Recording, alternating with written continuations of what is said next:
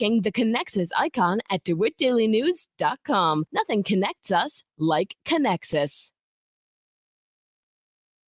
News time, 7 minutes after 8 o'clock on this Wednesday. Top of the morning from the newsroom of Regional Radio and DeWittDailyNews.com. I'm Seth Lawrence with this expanded 8 o'clock newscast. The city of Clinton is promoting its yearly garbage voucher available through July for a free dump at the Clinton landfill. City Administrator Tony Harris indicates the voucher is free and is available at City Hall for a dump at the Clinton landfill. Well, that's a partnership between the city of Clinton and the landfill. Basically, that the city is paying for one free dump for every household resident in the city of Clinton. Can't take paint, any kind of electronics or tires. You know, electronics, unfortunately, it's past now, but we just had an event last weekend. I think it was Saturday that the city paid for a recycling event. So, you know, we do that once a year. And, you know, if we see a big need for that, we might step that up and do it a couple of times a year. And we partner with Midwest on that. So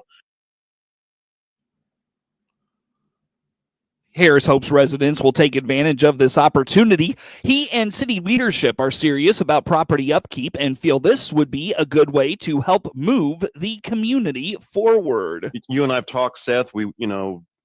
I'm big on trying to keep the city clean, and we're working on some things through ordinance to do just that. So this kind of goes right along with that. So I encourage the citizens of Clinton to take a look at that, and if they have things they need to dispose of that might be around their house, to contact us at City Hall. It's a voucher. It's good. Started on June the 30th, and it runs through August the 8th.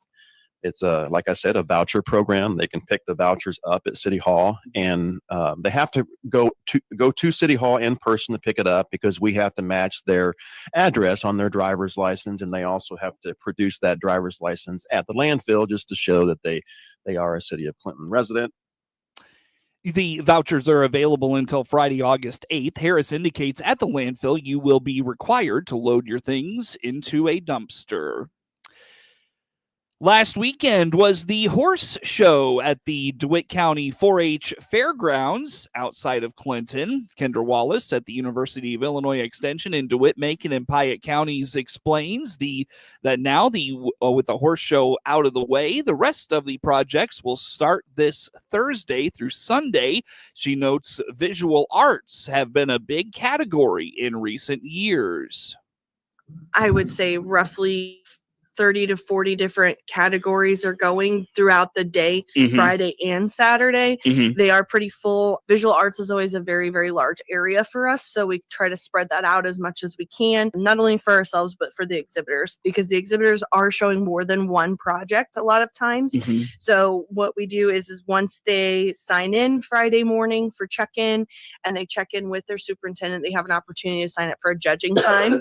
And so that allows them to help schedule themselves out during the weekend, so they're not stacked up or waiting continuously to be judged. I want to say we currently have like 200.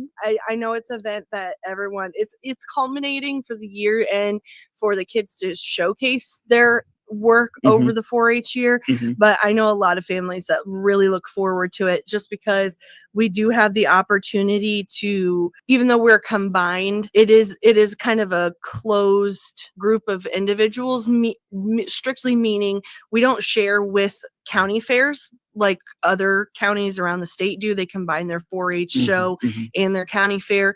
With DeWitt, Macon, and Piatt, we've blended it, and it is just 4-H show. We don't have any of the rides, but we try to keep the activities up for everyone, because again, we do want everyone in the communities to come out and experience the show.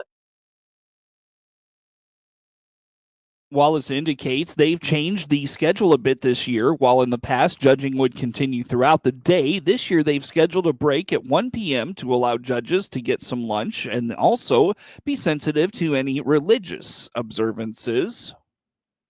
So general projects, we have had a slight shift in schedule. In the past, we had just started at 8 o'clock in the morning and all of our staff and volunteers ran until all of the judging was finished for the afternoon.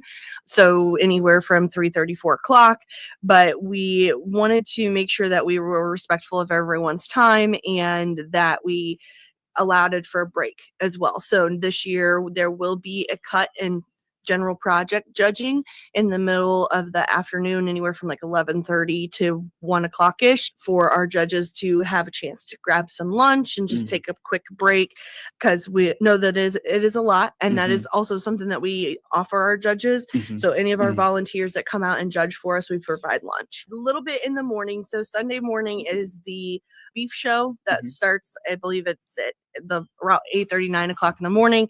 And then all of our natural resource categories will be, and trades will be in the afternoon, mid-morning to afternoon. But again, we try to schedule that to be respectful of anyone's religious observations. The show wraps up on Sunday with the awards ceremony. Wallace says the class champion, as well as other winners, will be awarded. And what that is as the weekend progresses, we tie down or end or wind down, with the awards ceremony. And that is just kind of that opportunity to get all of the kids together and recognize our class champions, our other winners for special awards, just to talk about how that all tied together with who moves on to state fair. We recognized our delegates and but not our alternates. Sorry. It's one of those. It's kind of a weird thing, but just to save on time too, because that is the other portion of it is everybody is very ready to go home by the end of the evening on Sunday. We just want to take that time to point out everyone's accomplishments. Yeah, exactly. Learn more about the 4-H schedule by finding the 4-H showbook at extension.illinois.edu/DMP. When an individual ends up in a domestic abuse situation, one of the first courses of action is an order of protection, but often that process can be a surprise to victims. Andrea Coker, Director of Services at Willow Tree Missions in Piatt County, emphasizes an order of protection is a crucial component to keeping victims safe. So a really big thing I really wanted to hit on today is I've had many people reaching out for orders of protection. Very common. We spend a lot of time in the legal system helping with orders of protection.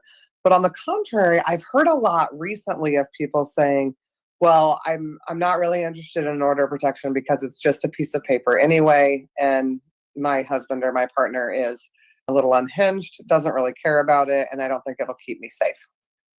So the big thing there that I really wanted to hit on is, at the end of the day, they're right. It is just a piece of paper. It's a legal document. It's binding.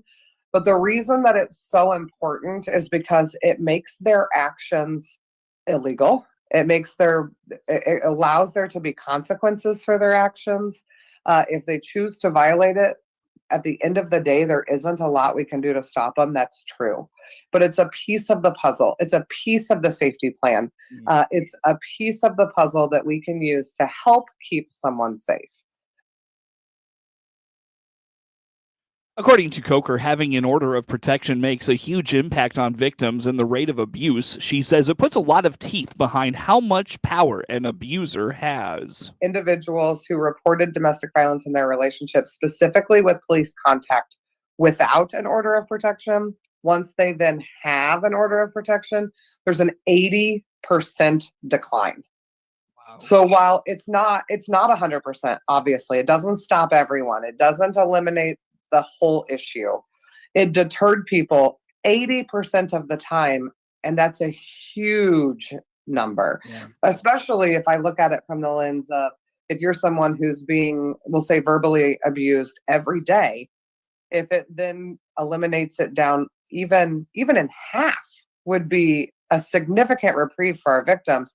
And again, if they're reaching out to them, it's illegal. There are consequences for those actions. So again, we still have a safety plan. We still have to try to keep people safe in other ways, but it's a huge tool in the tool belt to set the tone of, I mean it. I had to get law enforcement and the court system involved because I need this to stop, and I want everyone to know that I'm ready to be safe. Many think the process of acquiring an order of protection is quick, but Coker explains it isn't as easy as you might think. So somebody can come to me, like somebody could come in my office right now and say, I would like to get an order of protection today. Perfect. We'd sit down and meet, and they'd tell me their story. I'll help them kind of create a timeline of events and really put into perspective what's really happened. A lot of times victims accidentally downplay what's really going on. So I walk through that with them and really get all the information so that we can prepare what needs to be in the document in a really like holistic approach. We've got all the information. So then the two of us will write that order, and then the two of us will go into court before a judge. A lot of people have never been involved in the legal system before. And so when I say, okay, now we need to go across the street and go before the judge, it's kind of this shock and awe of, what? I have to take this into the courtroom. And then the portion that's kind of the hardest is that orders of protection are only good, an emergency order, for either at least 10 days, but not more than 14 days, 21 days. So then we have to come back into court. And at that point, the other half has the opportunity to appear. Oh. So we're going to come back into immediately within 21 days, not more than 21 days. Wow. As long as they've been notified, as long as they've been found by police. So that's another piece of, before we even fill out the document, I walk people through exactly what the process looks like, because that in itself can be fearful and stressful and inducing of a lot of feelings and emotions. Mm-hmm. So if it's not the route that the victim's wanting to go, we try other things first. If you or someone you know could benefit from the services offered by Willow Tree Missions, Coker says there are a number of ways to get a hold of them. She encourages stopping into the thrift store on Monticello's South Side. You can also call or text 217-762-2350. You can also visit willowtreemissions.org or find Willow Tree Missions on Facebook. News time is 18 minutes after 8 o'clock on this Wednesday. A quick look at some of those rainfall totals from the last 24 hours, specifically in the afternoon from yesterday. We start in northeast DeWitt County. Reports just over 1/10 of an inch of rain outside of Farmer City, again in that northeast corner of DeWitt County. We move over to Logan County, where Lincoln got about 1/10 of an inch of rain just off of 66 outside of town. But then you go a little north in Logan County, between Hartsburg and Atlanta, 1 inch of rain. New Holland, nearly 7/10 of an inch of rainfall. North of Mount Pulaski along 54, about 1/5 of an inch of rain. And Elkhart, about 1 inch of rain in southwest Logan County from yesterday. South of the interstate, on the north side of Decatur, about 1/3 of an inch of rain, just over 1/10 of an inch of rain in Warrensburg on the west side of the county, and where Logan, Sangamon, and Macon counties meet, about 1/5 of an inch of rain reported there. Over to Piatt County, Monticello, about 1/4 of an inch of rainfall. Between Cisco and Cerro Gordo along 48, about 3/10 of an inch of rainfall reported there. Now we move into Bloomington Normal in McLean County. North side of Bloomington, 2.5 inches of rain in Normal. Nearly 3.5, 3 4/10 inches of rainfall in Bloomington Normal. South side of Bloomington, between 1.5 inches, 1 2/3, 1 7/10, just outside of Bloomington Normal to the west, 1.5 inches of rainfall. And then near Downs on Towanda Barnes, about 1 6/10 inches reported there. To the east side of Bloomington Normal, about 1.25 inches in rural McLean County, off of 54 north of Bellflower, about 1/10 of an inch of rainfall. Outside of Leroy, 1/10 of an inch of rainfall. Hayworth, 1/10 of an inch of rainfall along 136, and 1/10 of an inch of rainfall between Leroy and Hayworth yesterday. Northwest corner of McLean County, north of Carlock, 1 3/4 inches of rain. As always, rainfall totals courtesy of CocoRoz.org, the community collaborative rain, hail, and snow network. Get news anytime from your computer or mobile device at DeWitt Daily News.